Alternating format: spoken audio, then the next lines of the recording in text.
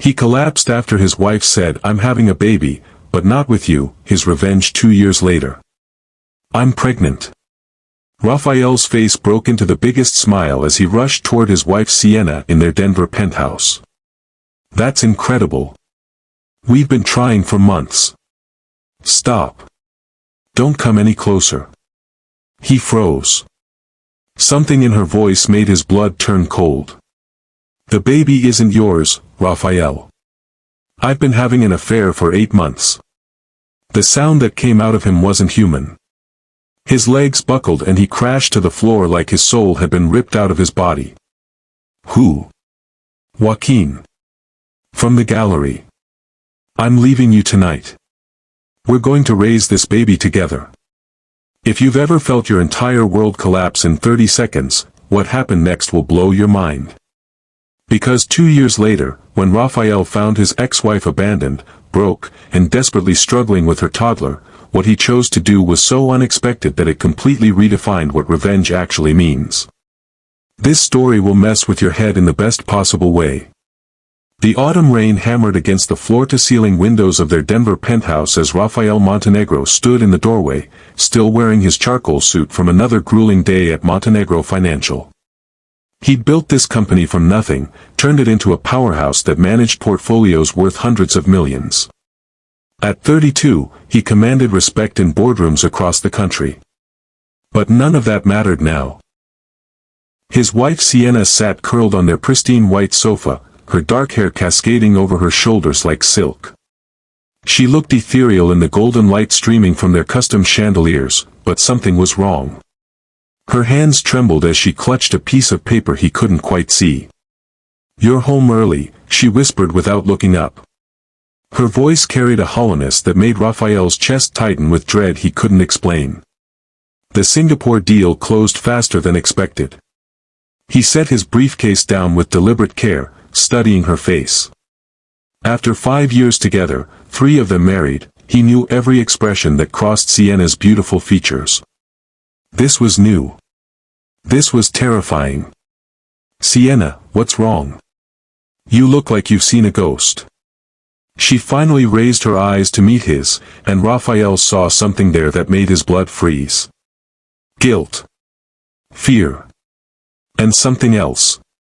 Resignation, maybe. The kind of look people get when they're about to destroy everything. "I need to tell you something, Rafe. Something that's going to change everything between us." Raphael loosened his tie, moving toward her with the careful precision of a man who'd built his entire life on reading situations, on anticipating market crashes before they happened. His instincts had never failed him in business. But nothing in his experience had prepared him for what came next. "I'm pregnant." The relief that flooded through him was immediate and overwhelming. They'd been trying for 6 months, and Sienna had been growing increasingly anxious about it, questioning whether something was wrong with her, with them. Raphael's face broke into the first genuine smile he'd worn all week. "Sienna, that's incredible. That's everything we've wanted." He moved toward her, arms outstretched, ready to hold her, to celebrate this moment they'd both dreamed of, to start planning their future as parents. But she held up a hand, stopping him mid-stride like she was physically pushing him away. "I'm having a baby, Raphael. But it's not with you."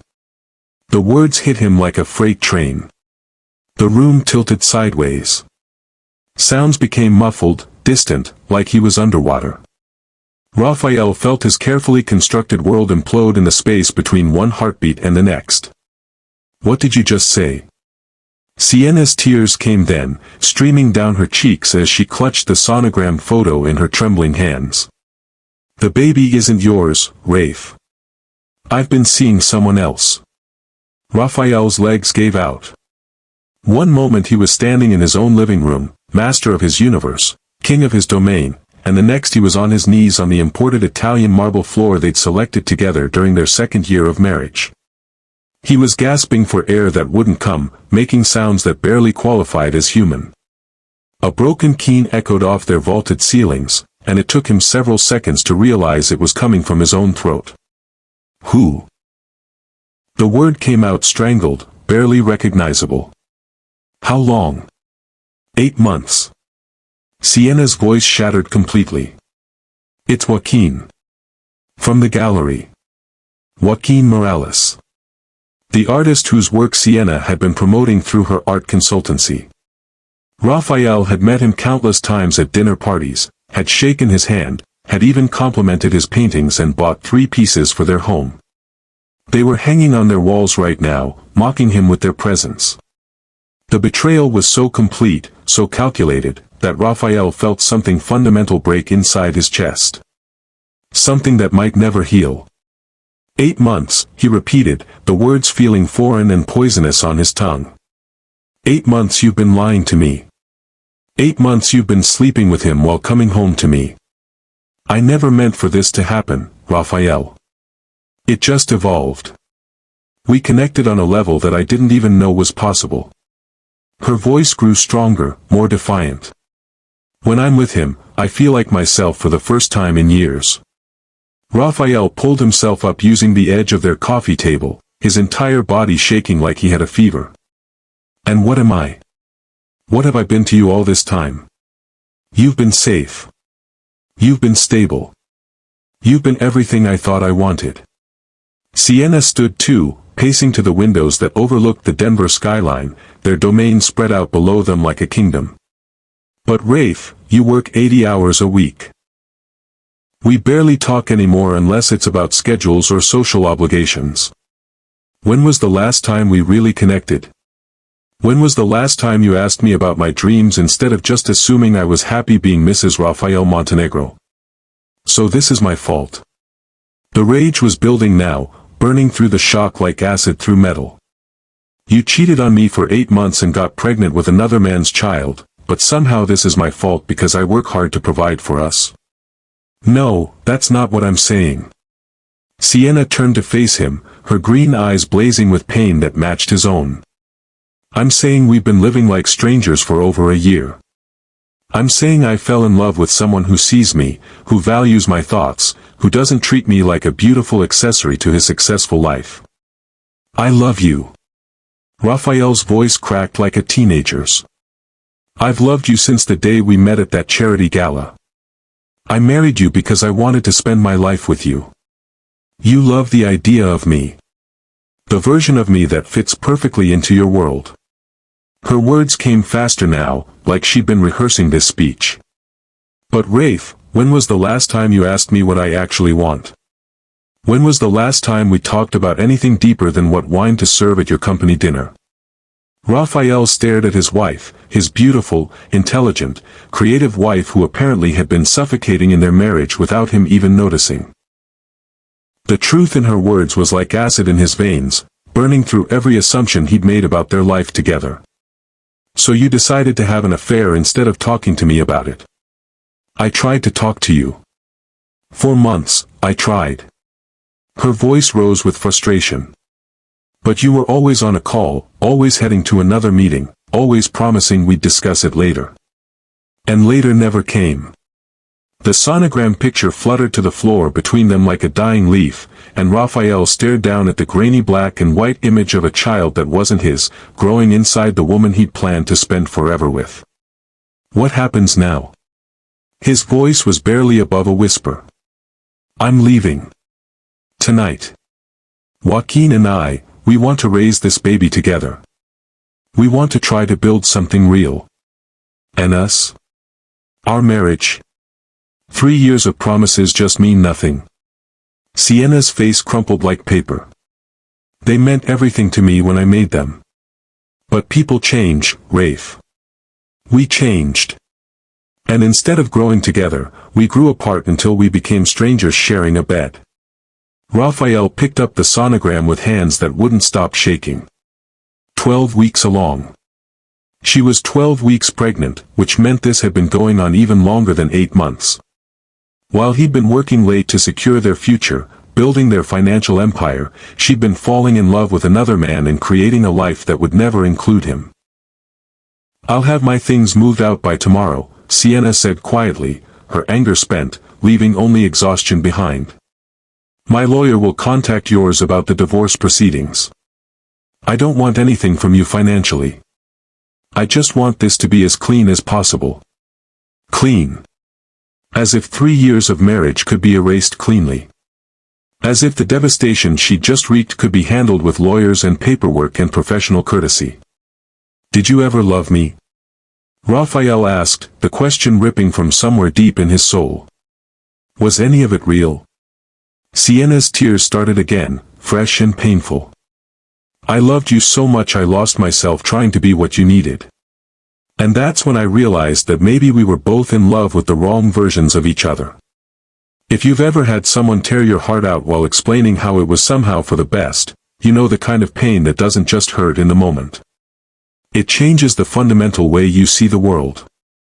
Hit that like button if you've ever had your reality completely shattered by someone you trusted with everything. After she left that night, walking out of their penthouse with just a suitcase and her art supplies like she was going on a business trip instead of ending their marriage, Raphael sat alone in the dark for hours. He didn't turn on lights. He didn't eat. He just sat there in their living room, surrounded by the evidence of the life they'd built together, trying to understand how he'd gotten everything so wrong. He'd built an empire by the age of 32. He commanded respect in boardrooms across the country. He managed portfolios worth hundreds of millions of dollars. But he couldn't keep his own wife faithful. Couldn't even see that she was drowning right next to him in their king-sized bed. The bottle of vintage whiskey he opened that night was a gift from Sienna's father when Raphael had asked for permission to marry her. Thomas Chen had been so pleased that his daughter was marrying a successful businessman, someone who could provide for her, protect her, give her everything she'd ever want. Everything except what she actually needed, apparently. Raphael drank that whiskey methodically, systematically, like he was conducting a board meeting with his own destruction. He toasted their first date, their engagement, their wedding day, every anniversary, every lie she told him while carrying another man's child. When the bottle was empty, the edges of his pain had softened just enough to make sleep a possibility. The next 3 months were the darkest period of Raphael's life, and that was saying something for a man who'd grown up with a father who viewed emotional expression as weakness and success as the only metric that mattered. He threw himself into work with desperate intensity, closing deals with a ruthlessness that surprised even his partners. He stayed at the office until midnight, arrived before dawn, and filled every waking moment with enough noise to drown out the silence of his empty penthouse. His assistant Carmen found him sleeping at his desk more mornings than not, his expensive suits wrinkled, his usually perfect appearance showing cracks that mirrored the fractures in his soul. Their friends slowly stopped calling. The married couples they'd socialized with didn't know how to handle his single presence, and Raphael didn't have the energy to reassure them that he wouldn't hit on their wives or become some bitter divorced guy who ruined dinner parties with his cynicism. He ate takeout at his desk when he remembered to eat at all. He lost 20 pounds he couldn't afford to lose from his already lean frame. His reflection in the bathroom mirror showed a stranger with hollow cheeks and dead eyes. The divorce was finalized on a gray February morning that matched Raphael's mood perfectly.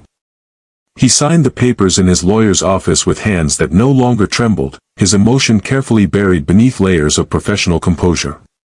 Sienna didn't contest anything. She took her personal belongings and left him everything else. The penthouse, the cars, the vacation home in Aspen, the art collection that included 3 pieces by her lover. All the material symbols of a life they'd never actually shared. She's being very reasonable, his lawyer said, as if reasonableness could somehow make this less devastating. Raphael just nodded and signed his name, officially ending his marriage with the stroke of a pen. It was Carmen Valdez who finally intervened. She'd been his assistant for 8 years, had known him since he was building his company from scratch with nothing but ambition and determination. "Mr. Montenegro, I'm concerned about you." She entered his office one evening in March with his 4th cup of coffee of the day and the determination of someone who'd earned the right to speak truth to power. "I'm fine, Carmen. Just busy." "You're not fine. You look like hell, you haven't taken a day off in 4 months, and yesterday I found you asleep at your desk at 6 in the morning." She set the coffee down and crossed her arms. Sienna was wrong to handle things the way she did, but she wasn't wrong about everything. Raphael's head snapped up from his computer screen. What's that supposed to mean? It means maybe she had a point about work-life balance. Maybe there's something to learn from this instead of just working yourself into an early grave. And what exactly am I supposed to learn, Carmen? That love is a lie. That marriage is just a legal contract waiting to be broken. That no matter how hard you work to build something, it can be destroyed by someone else's choices. Carmen studied him with the frankness of someone who'd watched him build an empire and now saw him destroying himself. Maybe you're supposed to learn that building a life means more than acquiring assets.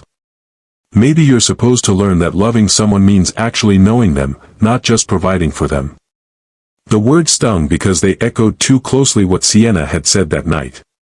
Raphael had replayed their final conversation thousands of times, dissecting every accusation, every moment of pain, looking for where he'd gone wrong. In his most honest moments, usually at 3 in the morning when the whiskey made thinking dangerous, he admitted she might have been right about some things. What am I supposed to do with that, Carmen? She's gone. She's building a life with someone else, raising someone else's child. How am I supposed to learn and grow from that? By becoming the man you wish you'd been while you had the chance. By figuring out who Rafael Montenegro is when he's not hiding behind work and success and the fear of being vulnerable. That night, Rafael made a decision that surprised even himself.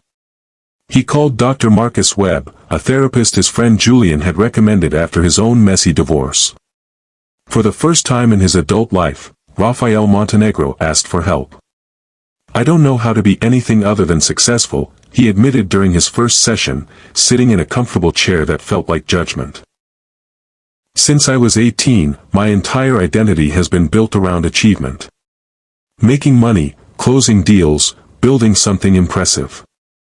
And now I'm sitting here wondering if any of it actually matters. Dr. Webb was a calm man in his 50s with kind eyes and the patience to let Raphael stumble through months of painful self-discovery. Tell me about your relationship with your father. What does that have to do with anything? Humor me. Raphael shifted uncomfortably in the chair that cost more per hour than most people made in a day. My father was demanding. He built Montenegro Industries from nothing, came to this country with nothing and created an empire. He expected excellence, and failure wasn't tolerated. And love? What did love look like in your family? The question sat in the air for a long moment. Raphael had never really thought about it, had never considered that love might look different from family to family. Love was providing.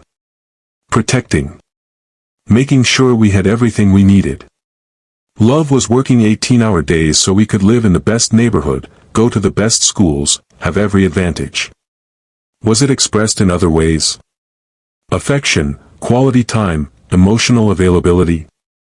Raphael was quiet for a long time, remembering a childhood where hugs were rare and "I love you" was never spoken aloud. No. Those things were weaknesses. Distractions from building something meaningful. And so you learned that love equals provision. I learned that love means sacrifice. Means working hard enough to give someone everything they could want. But what if what they want isn't things? What if what they want is you? The question haunted Raphael for weeks. He thought about Sienna's accusations, about the way she described feeling invisible in their marriage. He thought about all the dinner conversations that had revolved around his work, all the evenings he'd spent on calls instead of learning about her day, all the times he'd made assumptions about what she wanted instead of asking. Through therapy, Raphael began to understand that his father's model of love, emotionally distant but materially generous, had taught him everything about providing and nothing about connecting. He'd married Sienna and then proceeded to love her the only way he knew how, which apparently wasn't the way she needed to be loved. The revelation was devastating and liberating in equal measure. 6 months into therapy, Raphael made another radical decision. He took a sabbatical from Montenegro Financial, leaving the company in the capable hands of his partners for the first time since he'd founded it. You're what? Carmen stared at him like he'd announced he was joining a cult. I'm taking time off. 3 months, maybe 6. I need to figure out who I am when I'm not hiding behind work. He bought a small cabin in the Colorado mountains, 2 hours from Denver but a world away from everything that defined him. For the first time in his adult life, Rafael Montenegro was completely alone with himself. He read voraciously. Poetry, philosophy, novels that had nothing to do with business strategy or market analysis. He hiked every day, learned to cook simple meals, and discovered that silence wasn't something to be feared but something to be embraced. For the first time since he was a child, Rafael experienced the world without the constant pressure of achievement, without the need to prove himself worthy of love through success. He also grieved. Properly grieved the end of his marriage, the loss of the future he'd imagined, the years he'd spent living like an automaton instead of a human being. He cried for the first time since his grandfather's funeral 15 years earlier, and found that tears didn't make him weak. They made him human. When he returned to Denver in September, Rafael Montenegro was a different man. Physically, he looked healthier. The mountain air and hiking had restored the weight he'd lost and given him a vitality he hadn't possessed in years. But the real changes were internal. He moved differently, spoke more thoughtfully, and approached his work with a balance he'd never known was possible. He restructured Montenegro Financial to allow for actual work-life balance, not just for himself but for his entire team. He hired additional staff so no one had to work 80-hour weeks. He instituted policies that protected family time and personal wellness. And he discovered something remarkable. The company didn't collapse. In fact, it thrived. Subscribe and hit that notification bell because what happens next in Rafael's journey will show you that sometimes the most powerful transformation comes from the most devastating loss. The man who emerges from this story is someone you won't recognize, and the choice he makes when he sees his ex-wife again will redefine everything you think you know about love and revenge. Rafael also began dating, though tentatively. He wasn't looking for anything serious, wasn't sure he was capable of anything serious, but therapy had taught him the importance of human connection, and isolation wasn't serving his growth.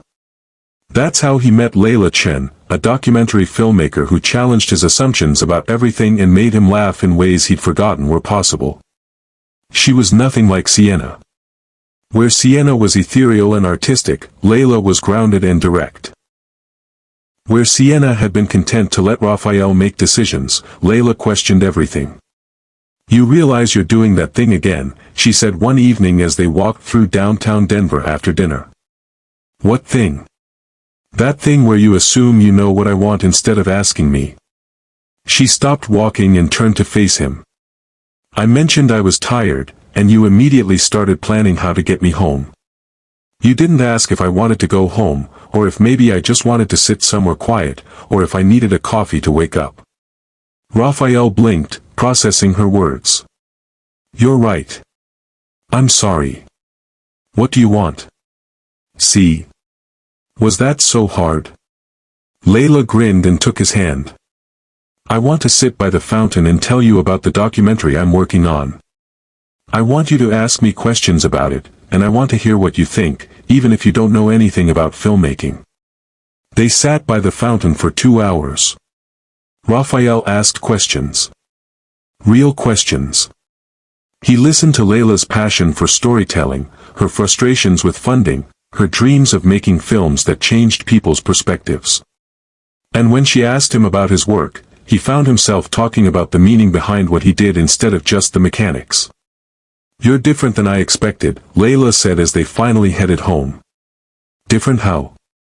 "Most successful men I've met are either completely obsessed with their success or completely defined by it. You seem like you're trying to figure out what success actually means." "I am. It's harder than I thought it would be." They dated casually for 6 months. When Layla got offered a job directing a documentary series in Portland, they both knew their time was ending. "I'm going to miss you," she said on their last night together. "I'm going to miss you too. You taught me how to be curious about someone instead of just trying to impress them. And you taught me that some people really can change if they want it badly enough." They parted as friends, and through their relationship, Rafael had learned something crucial. He'd learned what it meant to be present with another person, to ask questions and actually listen to the answers, to show up emotionally instead of just financially. 22 months after Sienna had walked out of his life, Rafael Montenegro had become a man he barely recognized. Still successful, still driven, but no longer defined entirely by achievement. He'd learned to value vulnerability, to prioritize connection, to see love as something that required presence, not just provision. He was at a coffee shop in downtown Denver on a Tuesday morning in December when he saw her again. The morning was crisp and clear, the kind of winter day that made Denver look like a postcard. Rafael had started a new routine of working from coffee shops one morning a week, forcing himself to be around people instead of isolating in his office. He was reviewing quarterly reports when he heard a familiar laugh. Not the polite laugh Sienna had perfected for social events, but the real one, the one that had made him fall in love with her at that charity gala 5 years ago. Rafael looked up from his laptop and felt time stop. Sienna was sitting by the window, bouncing a toddler on her knee. A beautiful little girl with dark curls and her mother's green eyes. She looked older, more grounded somehow, but also tired in a way Rafael remembered from their marriage's final months. Their eyes met across the crowded cafe, and Rafael felt his heart stutter in his chest. Not with the old desperate longing, but with something more complex. Recognition, sadness, curiosity about the path that had led them both here. Sienna's face went pale, then flushed deep red. Her arms tightened protectively around her daughter. Rafael could see her calculating escape routes, preparing to flee, and something about her panic moved him to act. He closed his laptop, bought 2 cups of coffee, and approached her table slowly. His hands were visible, his expression calm, like he was approaching a wounded animal. "Hello, Sienna." "Rafael." Her voice was barely audible. "I wasn't expecting to see you here. It's Denver.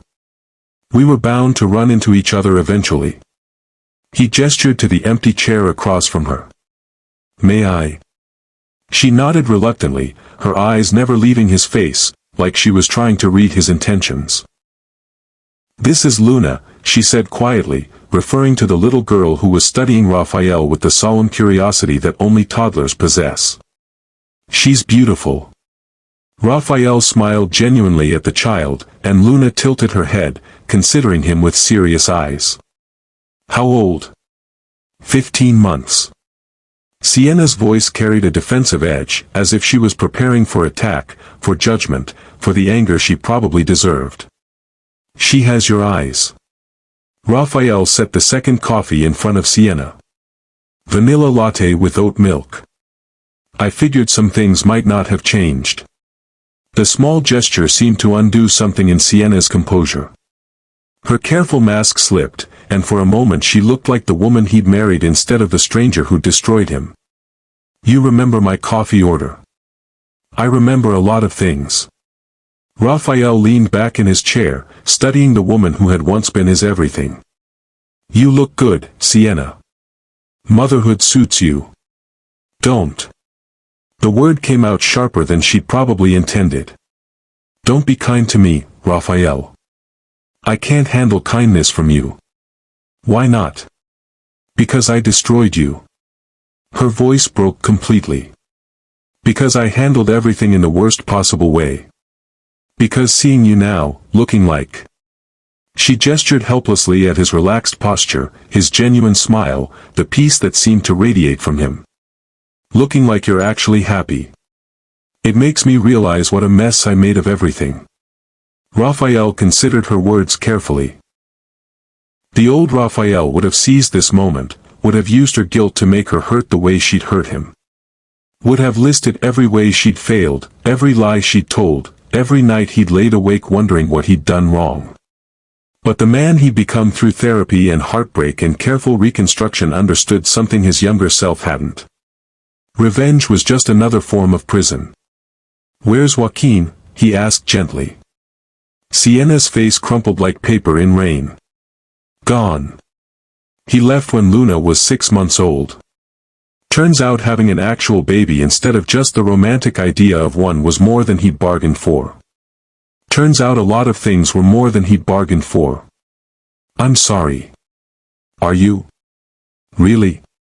Her eyes searched his face like she was looking for hidden anger, for satisfaction at her pain.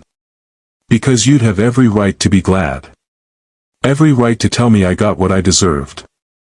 What would be the point of that? You're a single mother struggling to raise a child alone. Gloating over your pain wouldn't make me feel better, and it certainly wouldn't help Luna. Sienna stared at him as if he were speaking a foreign language. Who are you? Where is the man who used to calculate profit margins during our anniversary dinners? Raphael laughed, and there was no bitterness in the sound. He went to therapy. Turns out there was a whole person buried under all that ambition. Took some digging, but we found him. Luna reached toward Raphael with chubby fingers, making the soft babbling sounds of toddlers everywhere. Without thinking, Raphael offered her his hand, smiling when she grasped his finger with surprising strength. She's not usually friendly with strangers, Sienna said softly, watching her daughter interact with her ex-husband. I have that effect on kids. No expectations, no agenda. They find it relaxing. Is that your philosophy now? No expectations, no agenda. Raphael considered the question seriously. My philosophy now is that love isn't about getting what you want from someone. It's about showing up for who they actually are, not who you wish they were. Sienna was quiet for a long moment, tears building in her eyes. I was so angry at you for so long. For not seeing me, for not hearing me when I tried to tell you I was drowning. But sitting here now, I realize I never told you what I needed. I expected you to just know. And when you didn't, I found someone else instead of fighting for us. We were both wrong, Sienna. In different ways, but both wrong. I treated our marriage like another business partnership instead of an emotional connection. You gave up on us without giving me a real chance to change. We failed each other. Luna dropped Raphael's finger and reached for his coffee cup, prompting Sienna to gently redirect her attention to her own sippy cup. The domestic moment was both natural and strange, a glimpse into a parallel universe where things had gone differently. What's your life like now? Sienna asked quietly. Different. Better, I think.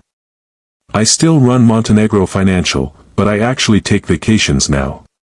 I read books that aren't about market analysis. I've learned to cook more than cereal and takeout. I spend time with people because I enjoy their company, not because they're useful connections. He paused. I'm learning how to be human instead of just successful. Are you seeing anyone? Raphael hesitated, not because the answer was complicated, but because he wasn't sure how much honesty this conversation could handle. I dated someone for a while. Nothing serious. Turns out rebuilding yourself takes most of your emotional energy. I'm glad. That you're dating, I mean. That you're not just broken forever because of what I did. What you did broke me temporarily. But it also saved me in a weird way. I might have spent my whole life sleepwalking through relationships if you hadn't forced me to wake up. Sienna wiped her eyes with the back of her hand. Don't make me the hero of your growth story, Raphael. I was selfish and cowardly and I hurt you in the worst possible way. You were suffocating in our marriage and I was too blind to see it. You found oxygen somewhere else instead of fighting for air with me. It was human, even if it was wrong.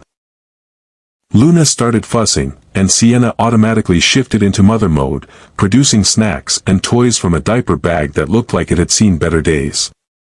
Raphael noticed the worn edges of her clothing, the careful way she counted out bills to tip the barista, the exhaustion lines around her eyes that spoke of too many sleepless nights and not enough support. How are you managing? Financially, I mean. Raising her alone can't be easy. Sienna's spine straightened defensively. We're fine.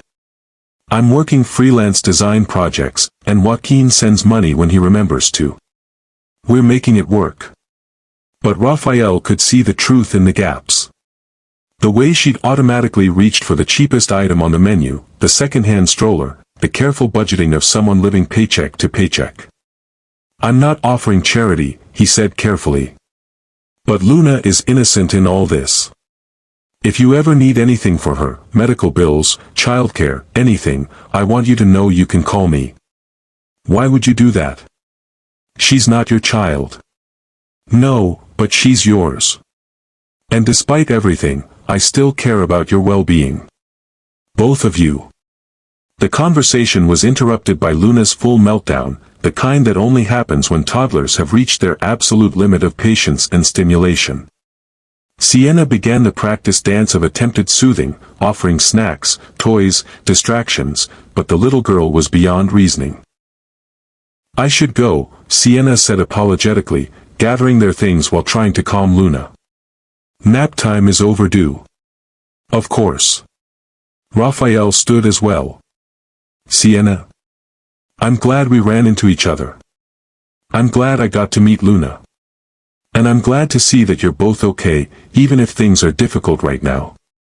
Raphael, wait. She paused in strapping Luna into her stroller. Can I ask you something? Anything. Do you hate me? For what I did, for how I did it? Because I need to know. I need to understand how you can sit here being kind to me when I destroyed your life. Raphael looked at this woman who had once been everything to him, now struggling with a fussy toddler and the consequences of choices that had led her far from where she'd probably imagined she'd be. He felt sadness for all of them, for the people they'd been, for the marriage they'd failed to save, for the different kinds of loneliness they'd both endured. But hate? No. I don't hate you, Sienna. I probably should, but I don't. What we had was real, even if it wasn't sustainable. You gave me 3 years of believing I could be loved, even if we didn't know how to love each other well. That matters. Sienna's tears started again, but she nodded and pushed the stroller toward the door. Raphael watched her navigate the crowded cafe, struggling with the heavy door while managing Luna and her bags, and made a decision that surprised him. Sienna. She turned back. Give me your number. Raphael.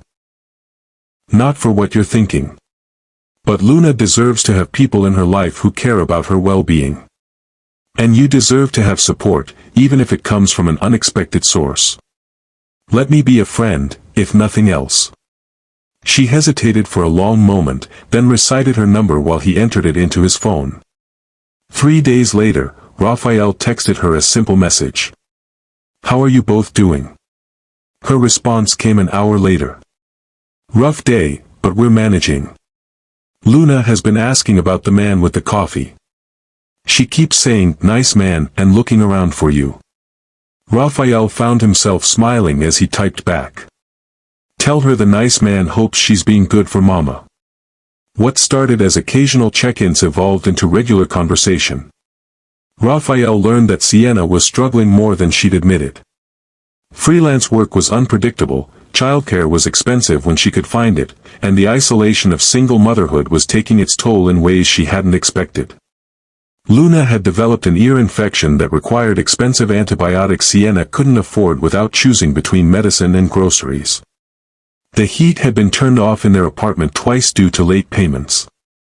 Sienna was losing weight she couldn't afford to lose, surviving on whatever Luna didn't finish at meals. Raphael began helping quietly, anonymously. He paid their heating bill through the utility company, claiming there had been a credit applied to their account. He sent grocery delivery to their address with notes claiming Sienna had won a random drawing. He arranged for a pediatrician friend to provide Luna's medical care at reduced cost, telling Sienna it was a community program for single mothers. When Luna turned 2, Raphael showed up at their small apartment with a birthday gift. A beautiful wooden toy kitchen that he'd researched extensively to find the safest, most developmentally appropriate option. You can't keep doing this, Sienna said as Luna squealed with delight over her present. This is too much. It's her birthday. Every child deserves to feel special on their birthday. Raphael, why are you doing this? Why are you helping us when you should want nothing to do with me? He watched Luna happily arranging plastic food in her new kitchen, chattering to herself in the mixed English and Spanish that Sienna had been teaching her. Such a normal scene of childhood joy, and yet it was taking place in a cramped apartment with a mother who was clearly overwhelmed and exhausted. Because that little girl didn't choose any of this, he said simply. She didn't choose to be born into a complicated situation, she didn't choose to have an absent father, and she certainly didn't choose the circumstances that led to her existence. She's innocent, and she deserves every good thing I can provide. And me? What do I deserve? Raphael looked at Sienna, really looked at her. She'd lost weight she couldn't afford to lose, wore clothes that had seen much better days, and carried herself with the careful exhaustion of someone holding everything together through sheer force of will. But she was also clearly devoted to Luna, patient and loving despite her own stress. You deserve peace, he said quietly. You deserve support. You deserve to not have to choose between paying rent and buying groceries.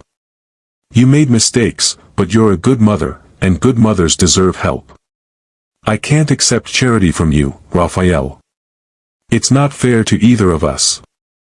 It's not charity. It's what love looks like when it's not about getting something back. It's caring about someone's well-being without expecting anything in return. That evening, after Luna was in bed, Sienna and Raphael sat on her small balcony sharing a bottle of wine he'd brought. Nothing fancy, just something to help ease the tension of difficult conversations. Can I tell you something? Sienna said. Something I've never told anyone. Of course. I think about you every day. Not in a romantic way, exactly, but I think about the man you were when I married you, and the man you are now, and I wonder what would have happened if I'd fought for us instead of giving up. If I demanded that you see me instead of just finding someone else who already did. Raphael was quiet for a moment, processing the weight of her words. Do you think it would have made a difference? I don't know. Maybe. Or maybe we were too broken to fix. But I'll always wonder. I wonder too, Raphael admitted. I wonder if the man I am now could have loved you the way you needed to be loved then. I wonder if we just met at the wrong time in our lives, when we were both too afraid to be vulnerable. Do you think people get second chances? Real second chances, not just opportunities to repeat the same mistakes. Raphael looked at her in the dim light from her living room lamp. Beautiful, exhausted, vulnerable Sienna, who had broken his heart and inadvertently saved his soul. I think some people do. I think some people learn how to love better after they lose what they thought they wanted. What are you saying, Raphael? I'm saying that the woman sitting here right now isn't the same person who left me 2 years ago. And the man I am now isn't the same person you left. We're both different. Older, sadder, hopefully wiser. And maybe different people can build something new, even if the old people couldn't make it work. Sienna stared at him, her eyes wide with something that looked like hope and terror in equal measure. Are you suggesting? I'm not suggesting anything. I'm just observing that we're different people now, and different people sometimes make different choices. They sat in silence for a while, both lost in thought. Finally, Sienna spoke. I need to ask you something, and I need you to be completely honest. Is this about rescuing me? About being the hero who saves the struggling single mother? Because I won't be anyone's charity case, not even yours. Raphael considered the question seriously. Was there an element of rescue fantasy in his feelings? Perhaps. But underneath that, something much more real. There's probably some of that, he admitted. But mostly it's about the fact that you're the only woman I've ever loved. Different now, grown and changed, but still fundamentally you. And Luna, she's not mine biologically, but she feels like mine in every way that matters. Raphael. I'm not asking for anything, Sienna. I'm not pressuring you or putting conditions on my help. I just want you to know that if you ever decide you want to try again, really try this time, with who we are now instead of who we were, I'd like to explore that possibility. Sienna was quiet for so long Raphael wondered if he'd overstepped, if he'd misread the situation entirely. But finally, she reached across the small table between them and took his hand. "I loved you so much I lost myself trying to be what I thought you wanted. And then I loved someone else so desperately I convinced myself it was worth destroying everything we'd built. But Raphael, I don't know if I know how to love someone without losing myself or causing destruction. Then maybe we figure it out together. Slowly, carefully, with a lot of therapy and communication and patience. Maybe we learn how to love each other better than we did before. What about Luna? She's not your responsibility." Raphael squeezed her hand gently. "Luna is the most important thing in your life, which makes her the most important thing in mine if I want to be in your life. I don't see her as an obstacle, Sienna. I see her as part of the package, and I want the whole package. This is crazy. We failed spectacularly once. What makes you think we could do better this time? Because failure taught us what doesn't work. Because we're different people who've done the work to understand ourselves better. Because second chances sometimes lead to something more beautiful than first attempts. Drop a comment below if you've ever gotten a second chance that changed your life, because what happens next proves that sometimes the best things come from the worst situations. They started over from the beginning. Coffee dates while Luna played at nearby playgrounds. Long conversations about their individual therapy discoveries. Slow rebuilding of trust and understanding. Raphael learned about Sienna's childhood insecurities, her fear of not being enough, her struggle to maintain her identity in relationships. Sienna learned about Raphael's emotional unavailability, his fear of vulnerability, his transformation from the driven businessman she'd married. Luna was the bridge between them, the innocent catalyst who made their tentative reconnection feel natural instead of forced. She adored Raphael, and he discovered a capacity for paternal love he hadn't known existed. "Rafa, read story?" Luna would ask, climbing into his lap with her favorite book. "Of course, sweetheart. Which one tonight?" Teaching her to ride a tricycle, reading bedtime stories, mediating toddler meltdowns with patience he'd learned through hard experience. Raphael found that loving Luna came as naturally as breathing. 6 months into their careful courtship, Raphael moved into a house in Sienna's neighborhood. Not with them, but close enough to be genuinely involved in their daily lives. He picked Luna up from daycare when Sienna had client meetings. He grocery shopped and cooked dinner for all of them twice a week. He held Luna when she was sick and Sienna when the exhaustion of single parenthood overwhelmed her. "You know," Sienna said one evening as they watched Luna chase fireflies in Raphael's backyard, "this is the relationship I wished we'd had when we were married. This partnership, this presence. We had to lose each other to learn how to find each other," Raphael replied. "Maybe some people have to break completely before they can heal properly."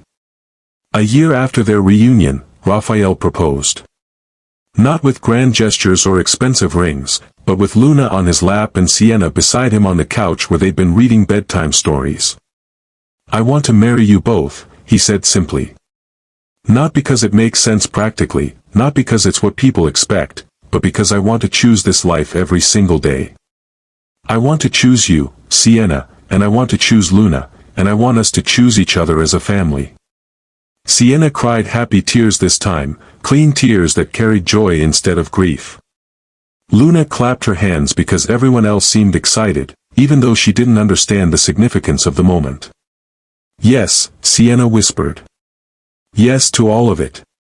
Yes to second chances and yes to choosing each other and yes to becoming a family." Their second wedding was nothing like their first. Simple ceremony in Raphael's backyard, Luna toddling between them in a white dress, both of them speaking vows they'd written from hard-earned wisdom instead of romantic idealism. "I promise to see you," Raphael said, "really see you, every day. I promise to ask questions and listen to answers. I promise that success will never matter more to me than your happiness." "And Luna," he turned to include the little girl who was trying to eat his boutonniere, "I promise to be the father you deserve, not because I have to, but because I choose to. I promise to trust you with my fears instead of hiding them, Sienna replied. I promise to fight for us when things get hard instead of looking for easier alternatives. And I promise that the woman I am now will keep choosing the man you are now, every single day. Luna chose that moment to trip over her dress and fall down, prompting both adults to rush to comfort her. She looked between her parents, because that's what Raphael had become, not through biology but through choice, and giggled instead of crying. Kiss, she demanded, pointing between Raphael and Sienna. Mama, kiss Rafa. They kissed over their daughter's head, sealing promises made with full knowledge of the cost of breaking them. This wasn't the fairy tale ending Raphael had once believed in. It was something more valuable. A beginning built on truth instead of fantasy, love earned through loss instead of given freely without understanding its weight. 5 years later, Raphael and Sienna sat on their back porch watching Luna, now 7, teach her little brother Miguel how to catch fireflies. Their son had Raphael's determined personality and Sienna's artistic soul, and he worshipped his big sister with the devotion only little brothers can manage. Can you believe this is our life? Sienna said, curling up against Raphael in the porch swing they'd installed the previous spring. Sometimes I still can't believe we made it here. Do you ever think about what would have happened if we'd never run into each other at that coffee shop? Raphael considered the question seriously. Every day. And it terrifies me how close I came to missing all of this. To never knowing Luna, to never getting the chance to love you the way you deserve to be loved. But you did see us. We did run into each other. And we did the work to get here. Because you were brave enough to give me another chance. Even when you had every reason not to. They watched their children playing in the gathering darkness, Luna's patient voice explaining to Miguel how to cup his hand so the fireflies wouldn't escape. I want to tell you something, Sienna said. Something I realized recently. What's that? You got your revenge after all. Raphael looked at her, confused. What do you mean? 2 years after I destroyed your life, you found me broken and desperate, and instead of making me pay for what I did, you became the man I always needed you to be. You loved me so completely that it transformed everything. You turned my biggest mistake into the foundation for our family. She paused. That's the most beautiful revenge I've ever heard of. Raphael held her closer, understanding finally what his journey had been about. The best revenge isn't destroying someone who hurt you. It's becoming someone so much better that you transform everyone around you. Including yourself. 2 years after Sienna had walked out of his life carrying another man's child, Raphael Montenegro discovered that the greatest victory wasn't success or spite or proving someone wrong. The greatest victory was becoming the man he'd always had the potential to be, loving so completely and unconditionally that it healed everyone it touched. Including the woman who'd broken his heart just enough to crack it open for real love to grow. If this story moved you, if it changed how you think about love and second chances and what real strength looks like, smash that like button right now. Share this with someone who needs to hear that people can change, that love can heal, and that sometimes our worst moments lead to our most beautiful chapters. Subscribe and hit that notification bell because every week we bring you stories that prove the most powerful transformations come from the most unexpected places. Stories that show you that no matter how broken you feel right now, you have the power to become someone extraordinary. And remember, the best revenge against someone who underestimated you isn't proving them wrong. It's becoming so authentically, powerfully yourself that you lift everyone around you higher. That's real power. That's real love. That's how you win. The end.